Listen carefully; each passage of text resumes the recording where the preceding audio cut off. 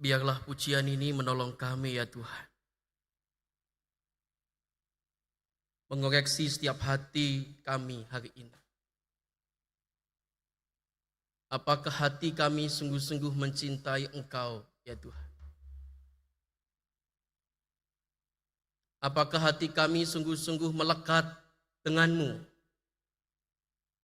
Ketika kami menghadapi tantangan, pencobaan yang harus kami hadapi hari lepas hari. Apakah hati kami sungguh-sungguh melekat kepadamu ya Tuhan? Sehingga ketika kami menghadapi pencobaan-pencobaan yang ada, setiap tantangan-tantangan yang ada, kami boleh dapat menjalaninya bersama-sama dengan Tuhan. Dengan penuh ucapan syukur. Tuhan, sebentar kami akan mendengarkan sabda-Mu ya Tuhan. Berbicaralah Tuhan pada hari ini dan kami siap mendengarkan sapaan firman-Mu.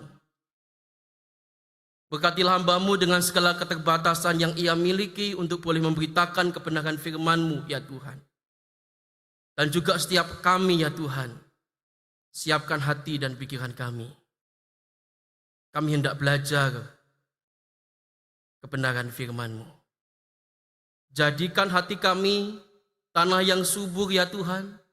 Ketika benih firman itu tertabur dalam hati kami, biarlah firman itu bertumbuh dalam kehidupan kami ya Tuhan. Kami serahkan pemberitaan firman-Mu hari ini hanya ke dalam tangan kuasa pengasihan Tuhan. Dalam satu nama Tuhan Yesus Kristus kami sudah berdoa dan mengucap syukur. Haleluya. Amin. Shalom Bapak Ibu. Selamat pagi semuanya. Semuanya dalam keadaan baik, sehat? Amin. Sudah 14 hari kita ada di tahun 2024. Sebulan lagi kita akan mengadakan pemilu ya. Jadi kita terus berdoa supaya Tuhan memberkati jalannya proses pemilu pada tahun ini ya. Kiranya Tuhan boleh menolong. Hari ini kita akan belajar kebenaran firman Tuhan bersama-sama. Firman Tuhan hari ini terambil di dalam Esra pasal yang kedua. Esra pasal yang kedua. Bisa ditampilkan slide saya, teman-teman, bisa bantu saya. Tidak tertera di depan ya. Esra pasal yang kedua. Oke. Esra pasal yang kedua, kita akan membaca ayat yang ke-68, 69, kemudian ayat yang pasal yang ketiga ayat 4 dan 5 ya. Esra pasal yang kedua ayat 68, demikianlah sabda Tuhan. Beberapa kepala kaum keluarga tatkala datang ke rumah Tuhan yang di Yerusalem, mempersembahkan persembahan sukarela guna pembangunan rumah Allah pada tempatnya semula. Ayat 69. Mereka memberi sumbangan sekedar kemampuan mereka untuk perbendaharaan guna pekerjaan itu. Sebanyak 61.000 dirham emas, 5.000 mina perak, dan 100 helai kemeja imam. Pasal ketiga ayat 4 dan 5. Mereka juga mengadakan hari raya pondok daun sesuai dengan yang ada tertulis dan mempersembahkan korban bakaran hari demi hari menurut jumlah yang sesuai dengan peraturan, yakni setiap hari menurut yang ditetapkan untuk hari itu. Dan sejak itu diadakanlah korban bakaran yang tetap. Juga korban bakaran pada bulan baru dan pada setiap hari raya yang kudus bagi Tuhan. Dan setiap kali orang mempersembahkan persembahan sukarela kepada Tuhan. Yang berbahagia adalah kita yang tidak hanya membaca, tapi lebih-lebih kita yang melakukan kebenaran firman itu di dalam kehidupan kita hari lepas hari. Saudaraku yang dikasihi dan mengasihi Tuhan, saya seringkali sepedaan motor ketika siang hari begitu. Ketika siang hari dengan teriknya panas matahari, saudara, menyengat gitu ya. Untuk menghibur hati saya gitu ya. Seringkali mata saya itu lihatnya itu bukan jalan, tetapi mobil di depan saya. Yang paling saya suka ketika ada mobil dengan tulisan yang unik-unik, saudara. Atau saudara pernah lihat gak mobil-mobil itu gitu ya. Ada yang bilang, ku tunggu gajimu. Wah, gitu ya. Wah, ini kalau sudah mepet-mepet gitu ya, kemudian baca itu, wih seneng gitu ya. Rasanya ada semangat yang baru begitu. Nah, tapi suatu ketika saudara-saudara, saya menjumpai sebuah angkot. Angkot ini juga nggak kalah uniknya begitu. Angkotnya sudah tua gitu ya. Tetapi ada satu kalimat yang membuat saya berpikir tajam dan keras gitu ya. Maafkan saya nggak bisa ambil gambar angkotnya karena naik motor, takut nabrak saudara ya. Nanti kalau nabrak malah jadi bahaya ya. Jadi singkatnya begini, saya tuliskan di situ saudara. Itu tulisan saya saudara ya. Jadi dalam tulisan yang ada di angkot itu bunyinya begini. Sudahkah Anda berterima kasih pada tanaman hijau hari ini? Saya mikir keras saudara. Ini angkot kenapa dia mengkampanyekan tanaman hijau gitu kan. Tanaman itu memang penting bagi keseimbangan alam kita saudara. Bayangkan jika Surabaya ini nggak ada tanaman saudara. Bagaimana suasana panasnya akan lebih menyengat sekali bukan? Tentunya beda antara Surabaya dengan mungkin yang ada di Bromo yang jauh dari perkotaan. Udaranya tentu kualitasnya juga berbeda. Maka tanaman itu sangat diperlukan di perkotaan. Kemudian saudara-saudara saya berpikir tajam. Tapi kok dia berterima kasih kepada tanaman malahan gitu ya. Kok tidak berterima kasih kepada yang menciptakan tanaman itu. Gitu kan. Itu menjadi pertanyaan saya saudara. Kenapa ya misalkan itu keyakinannya Pak sopir. Tidak tahu keyakinannya apa, saya tidak mengerti saudara. Apakah mungkin tanaman itu bagi dia itu seorang dewa atau apa, saya nggak ngerti saudara ya. Tapi dia kenapa terima kasih sama itu gitu kan. Itu pikiran saya saudara. Apakah stiker mobil itu atau di angkot itu menyatakan bahwa karena begitu bergantung pada tanaman, maka kita mesti mengucap syukur dan terima kasih kepada tanaman itu.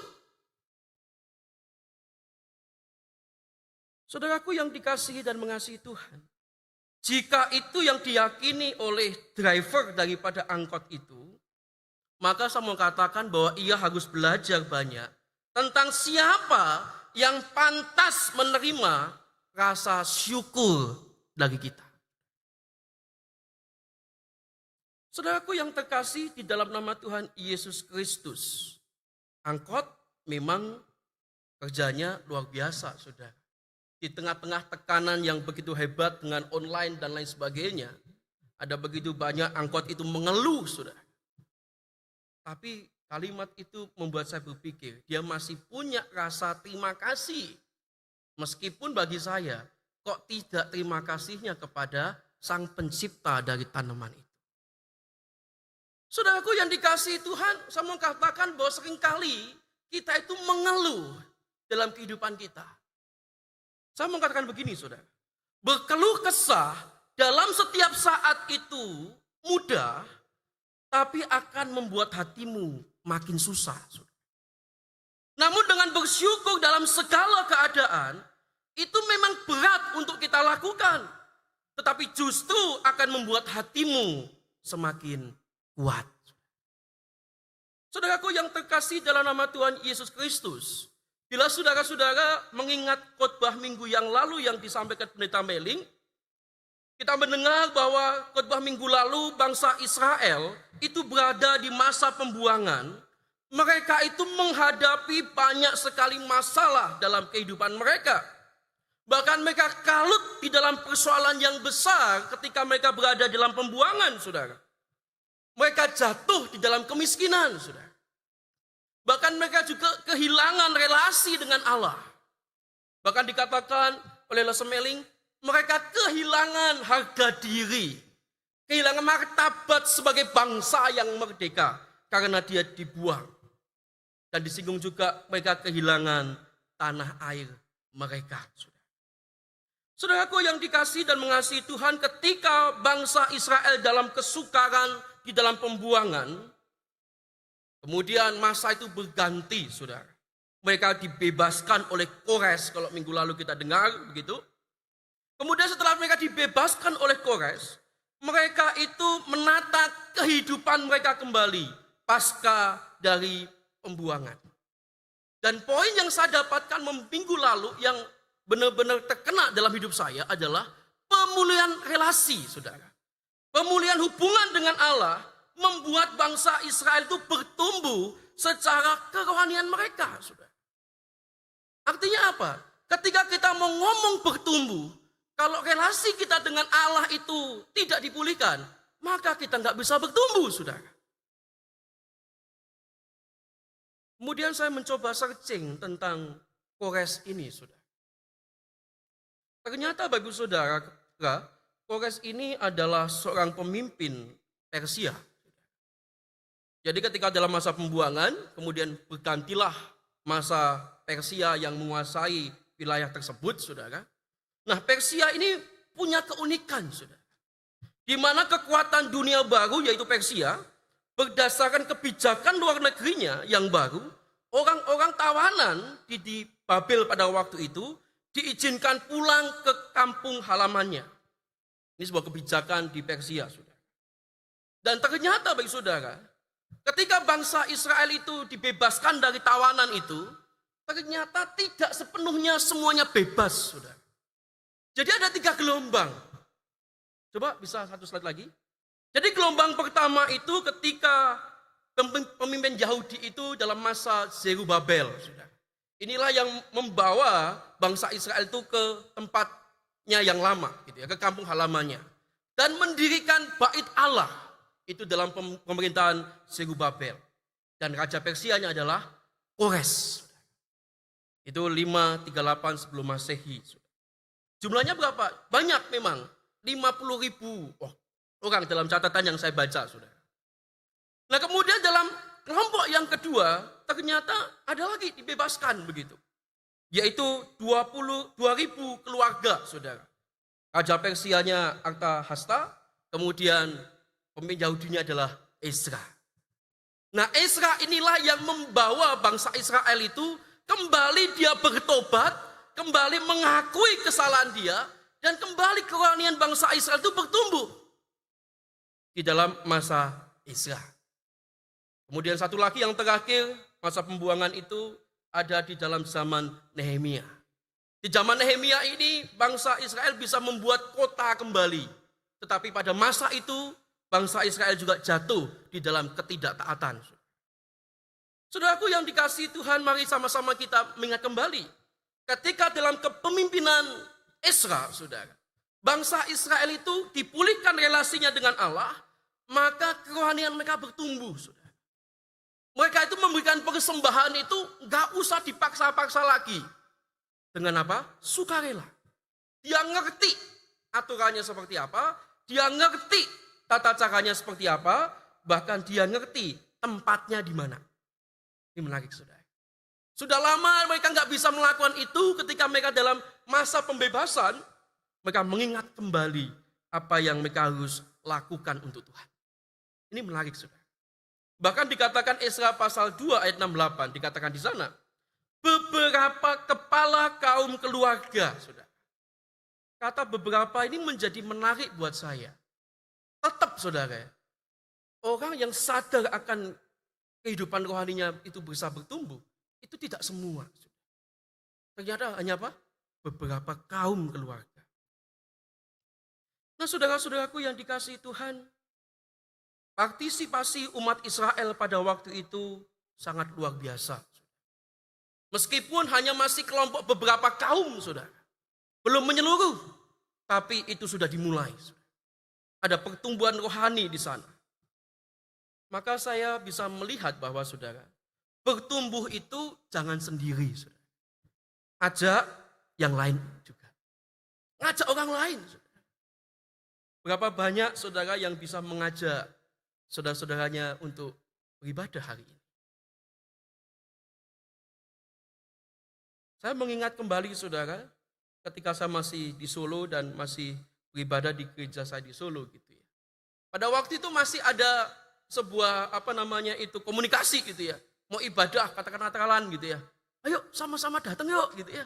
Ayo gitu ya. Jadi ada masih keramaian itu masih ada terdengar saudara. Bagaimana dengan hari ini? Apakah saudara mengajak saudara yang lain untuk beribadah hari ini? Mengingatkan orang lain untuk ibadah. Mengingatkan keluarga kita untuk ibadah. Dan lain sebagainya. Saudaraku yang terkasih dalam nama Tuhan, untuk bertumbuh itu mulailah dari keluargamu yang paling kecil. Kalau dirimu sebagai pribadi sudah bertumbuh di gereja ini, maka tolehlah keluargamu. Apakah mereka juga bertumbuh dalam Tuhan? Ajarilah keluargamu untuk mengucap syukur kepada Allah, saudara. Ini penting, saudara. Kenapa? Saya ada satu kalimat begini, saudara. Keluarga yang bersyukur takkan pernah dikalahkan oleh keadaan. Karena ia selalu menikmati kehadiran Tuhan dalam segala keadaan.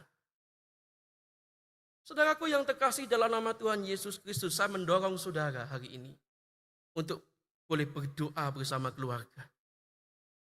Berapa banyak di antara saudara dengan kesibukan saudara masing-masing, engkau lupa berdoa dengan keluarga.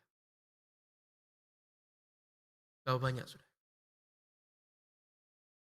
Cobalah saudara kumpul dengan keluargamu berdoa. Telepon keluargamu, doakan mereka. Meskipun singkat, itu penting. Kami saudara dengan kesibukan kami masih mencoba untuk boleh terus rutin untuk berdoa. Meskipun singkat saudara. Karena nenek itu kalau panjang-panjang, ubiak saudara. Gak bisa dia panjang-panjang gitu. Jadi doanya sederhana aja. Yang penting sama. Ini penting. Apalagi kalau kita punya keluarga yang tidak serumah dengan kita. Apakah kita memperhatikan kerohanian mereka? Apakah kita pernah mendoakan mereka? Meskipun by phone. Nah, saudaraku yang terkasih dalam nama Tuhan Yesus Kristus. Gereja kita seringkali terkenal dengan teologinya reform. Teologi itu berbicara erat dengan ucapan syukur, saudara. Kalau kita belajar teologi, kita bisa nggak bisa, kita harus berbicara dengan ucapan syukur juga, saudara. Karena begini, saudara. Teologi itu adalah pengetahuan akan Allah yang harus membawa manusia untuk mengucap syukur kepada Allah. Maka dari itu, Bapak Saudara, saat seseorang itu mengenal Allah, saudara, maka ia harus mengucap syukur dalam kehidupannya. Jika ia gagal melakukan itu, maka ia tidak dapat dikatakan sebagai seorang yang percaya. Saudara, saya membaca kalimat ini, saya rangkum dari satu bagian firman Tuhan, saudara. Roma pasal 1 ayat 21, saudara. Roma pasal 1 ayat 21 itu diberikan atau ditujukan kepada orang-orang lalim atau orang fasik, saudara. Bunyinya begini, sebab sekalipun mereka, yaitu orang fasik dan lalim, mengenal Allah, mereka tidak memuliakan Allah sebagai Allah atau mengucap syukur kepada Allah. Jadi saya mau katakan hari ini bahwa ketika kita sebagai orang Kristen tidak pernah mengucap syukur, berarti kita tidak mengenal Allah. Paham maksud saya? Jadi orang Kristen itu harus ketika kita mengenal Allah, mau nggak mau kita harus mengucap syukur, saudara. Karena Roma pasal 1 ayat 21, kalau kita nggak mengucap syukur, kita disamakan seperti orang apa? Fasik. Orang alim. Kenal Tuhan, tapi tidak bisa memuliakan Tuhan. Kenal Tuhan, tapi dia nggak bisa mengucap syukur, saudara. Nah, Bapak Ibu yang dikasihi dan mengasihi Tuhan, terus ada pertanyaan. Lewat kita pembacaan Esra tentang pembebasan bangsa Israel dengan ucapan syukur hari ini. Terus dalam hal apa saja kita bersyukur, saudara? Tentu firman Tuhan mengatakan, saudara, kita mengucap syukur dalam segala hal. Hari ini kita akan belajar bersama-sama, saudara, lebih spesifik, saudara. Yang pertama, kita harus bersyukur atas belas kasih Allah yang bersifat jasmani dan sementara, saudara. Jadi orang percaya itu harus belajar mengucap syukur atas segala sesuatu, saudara. Ada sebuah buku karya John Gill, orang Puritan, saudara. Dia menjelaskan dengan detail apa saja yang dimaksudkan untuk mengucap syukur atas segala sesuatu yang diminta oleh Allah itu. Maka saya coba merangkumkan dari buku itu, saudara. Yang tadi yang pertama, mengucap syukur atas belas kasih Allah yang bersifat jasmani, saudara. Jadi bersyukurlah dengan keberadaanmu saat ini. Tidak ada yang dapat memberikan keberadaan seperti hari ini selain dari Allah. Jadi keberadaan kita hari ini, siapapun saudara, itu semuanya dari siapa? Dari Allah. Kita manusia hidup di dalam proses, saudara. Ada satu gambar yang bicara singkatnya hidup kita. Saudara ada di mana dalam foto ini? Ada di mana, saudara? Di tengah? Oh, wisuda, ya kan? Sudah kerja, ya, sudah menikah, gitu ya. Yang nomor 2 dari kanan itu ya, saudara ya. Kemudian sudah usia lanjut. Ini adalah sebuah proses kehidupan yang kita jalani, saudara. Tidak pandang kita punya jabatan apa, saudara. Tapi ini adalah sebuah proses siklus kehidupan manusia. Dari kecil sampai dia bisa duduk lagi. Nah, saudara-saudaraku yang dikasihi dan mengasihi Tuhan, Allah itu adalah sumber dari segala yang diciptakannya. Di dalam Dia kita hidup, kita bergerak, kita ada, saudara. Yakni keberadaan kita dari Dia dan ditopang olehnya. Maka setiap proses yang ada, yang kita lalui hari ini, kita nggak bisa lalui tanpa topangan daripada Allah. Saudaraku yang dikasihi Tuhan, mari sama-sama kita bersyukur untuk nafas kehidupan yang kita nikmati sampai hari ini. Kita sama-sama bersyukur sebagai ciptaan yang berbeda dari ciptaan yang lainnya. Kenapa begitu? Karena ada ciptaan lain, dia punya keberadaan, tapi tidak hidup. Batu misalkan dia. Kan ciptaan Tuhan kan gitu kan. Dia ciptaan, tapi tidak punya kehidupan. Air, ya kan? Dia ciptaan, tapi nggak punya kehidupan dia. Kemudian saudara, ada yang hidup, tapi tidak bergerak. Tumbuhan, ya toh? Kemudian ada yang hidup, bergerak, tapi nggak punya akal. Binatang. Maka kita benar-benar sebagai manusia harus bersyukur, saudara. Karena Allah itu tidak hanya memberikan kehidupan saja kepada kita, tapi Allah memberikan kita roh yang hidup dan berakal budi. Kita bisa membedakan mana yang baik kita lakukan dan mana yang tidak baik kita lakukan. Saya beberapa kali ngingetin teman-teman sekolah minggu begini, saudara. Kalau kamu tahu itu baik, kamu nggak lakukan, kamu apa?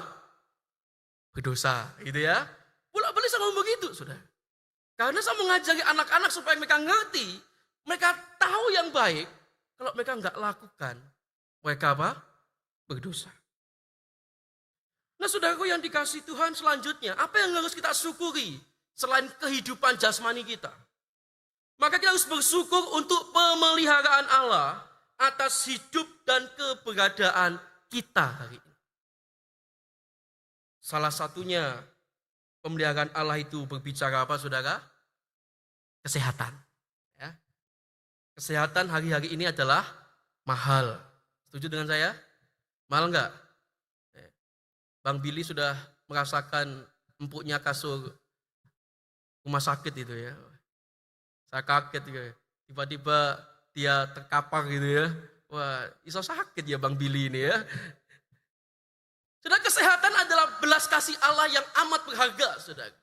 Yang tanpanya berkat-berkat lain tidak dapat dinikmati. Amin.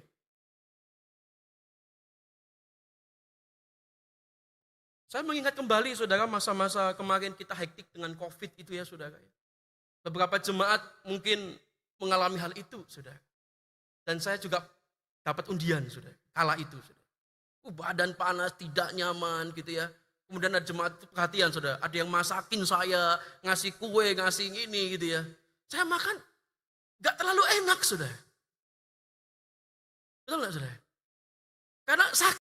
Saudara, berkat apapun, kita gak bisa menikmatinya kalau kita kesehatan kita itu tidak baik.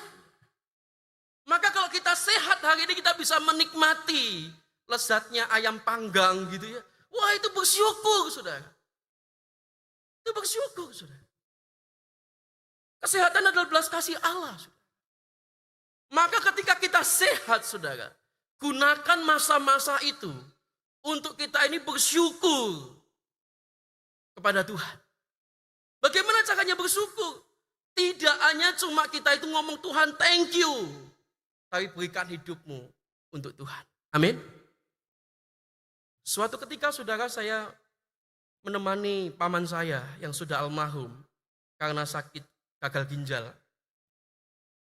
Saudara, saya menemani beliau selama kurang lebih 2-3 hari gitu ya. Artinya pertama, kemudian kali kedua maksud saya. 2 kali. Karena waktu itu saya cuti agak lama sudah, seminggu gitu saya bisa menemani dia 2 hari waktu cuci darah. Sudah. Saya melihat ada beberapa orang cuci darah di kamar hemodialisa di tempat paman saya itu dirawat waktu itu.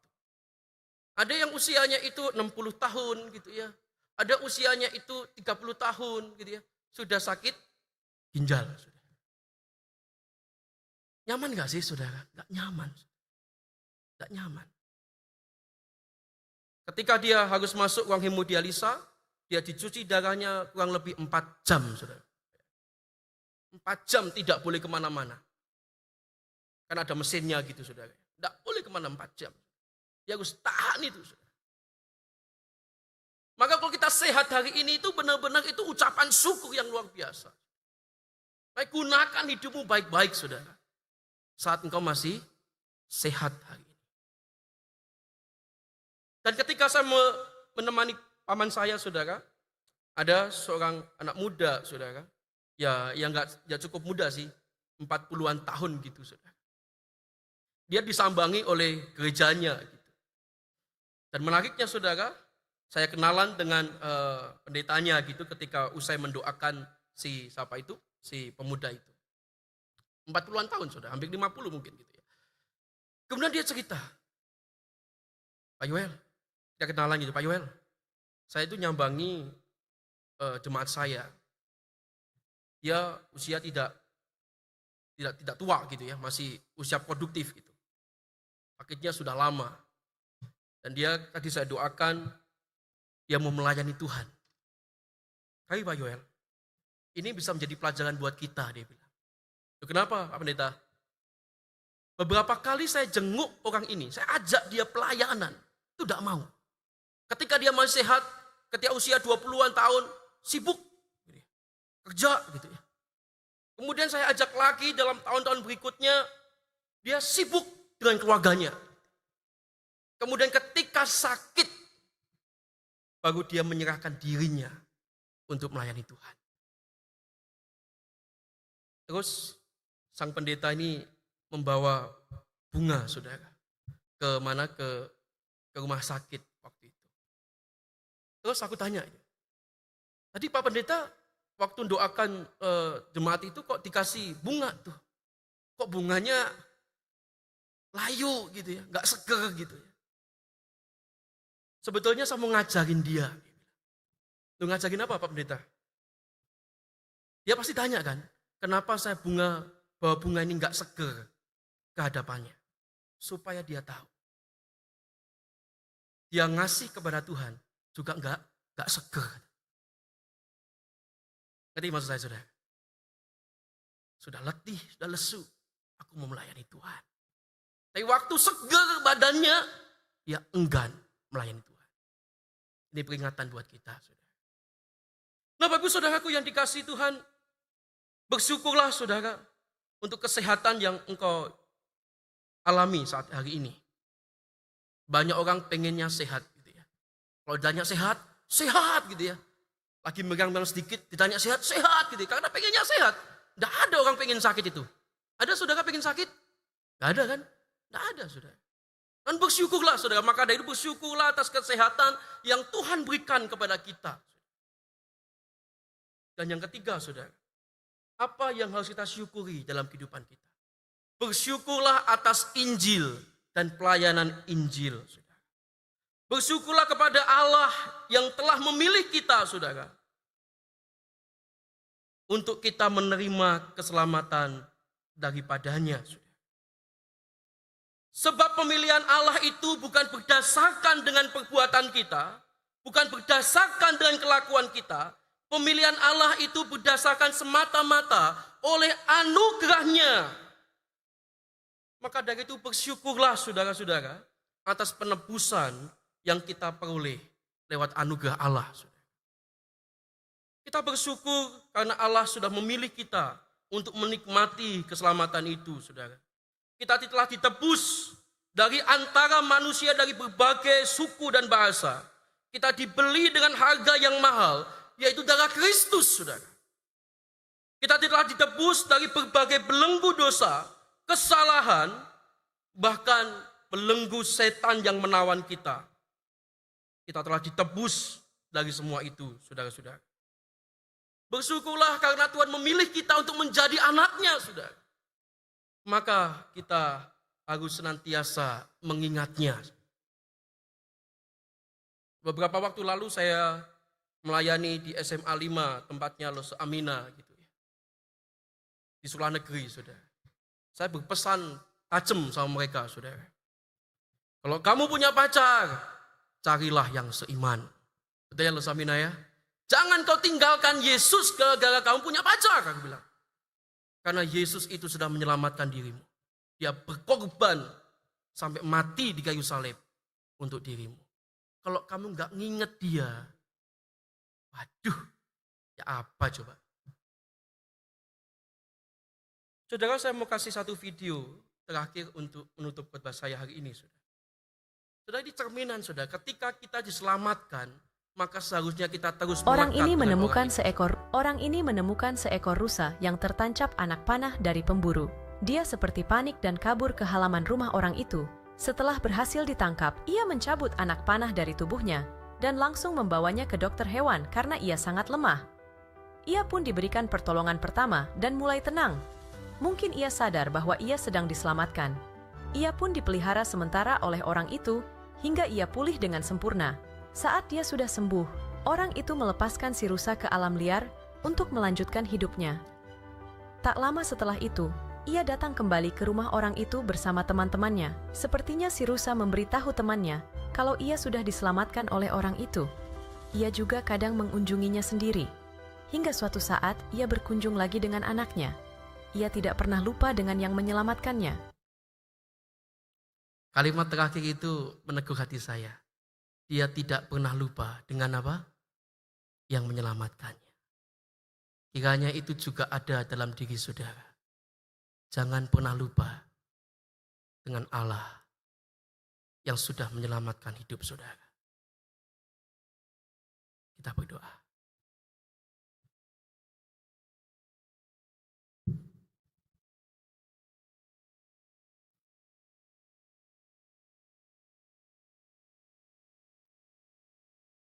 Tuhan, terima kasih untuk sapaan firman-Mu yang singkat hari ini boleh menolong kami untuk bersyukur atas keberadaan kami, untuk bersyukur atas pemeliharaan-Mu dalam hidup kami, untuk bersyukur untuk keselamatan yang sudah Engkau anugerahkan kepada kami. Terima kasih ya Tuhan, di mana hari-hari ini, di tahun ini kami diajar oleh Tuhan, agar kehidupan kami boleh berdampak di dalam keluarga kami, di dalam lingkungan sekitar kami. Ajar kami ya Tuhan, untuk menjadi teladan buat mereka. Ajar kami ya Tuhan, di mana kehadiran kami bisa menjadi berkat buat mereka.